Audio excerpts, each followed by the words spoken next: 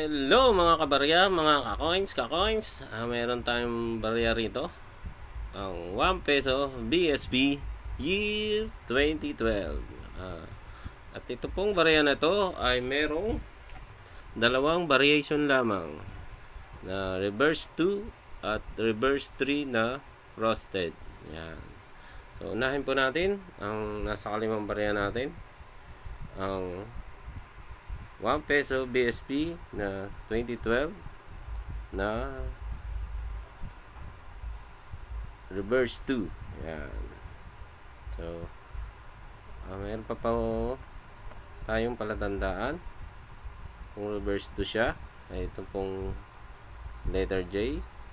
Yan. Less curve po siya. Yan.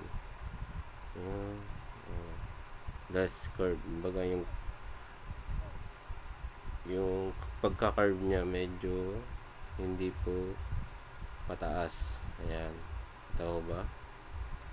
Ayan. Tutok natin. Ayan. Less curve po siya. Ayan. Nakikita ho ba? Turo natin. So hindi natin maturo Smart pa yata. So, tutok. Ayan. Medyo less curve po siya. Ayan. Ito po ang katangian ng reverse 2. So, para matiyak natin kung reverse 2 siya, ay pupuntahan po natin ang kanyang reverse. Ayan. So, ayan na po. So, reverse 2 po siya. Gawa po ng 1993 na butas ay hugis bilog. Ayan. Bilog. Ayan po. Nakikita ko ba? Ayan. Tsaka ang kanyang kagwil na maliliit ang ngipin. Ayan. Ito po. Kagwil ng ngipin. So, yan po ang katangian ng reverse 2.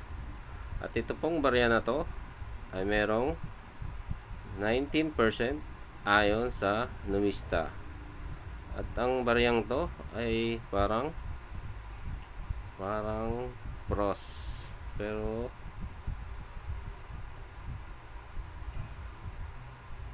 Pero hindi po gaanong pros. Yan. Parang semi-pros lang siya. Yan. Diba? Kahit yung kanyang reverse. Yan. May kumikinang din. Yan.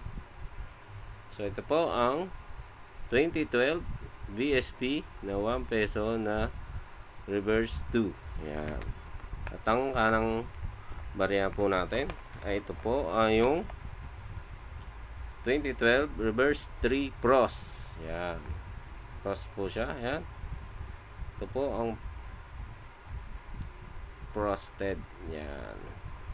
Yan parang yellow na yan. Compare po natin dito sa kaliwa. So parang mas frosted to.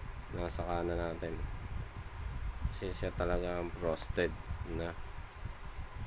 So, hindi ko po matiyak kung frosted din tong 12 na to na nasa kaliwang barya natin. So pero ito pong nasa kanang barya natin, ito po ang frosted. Yan. Yung reverse nya.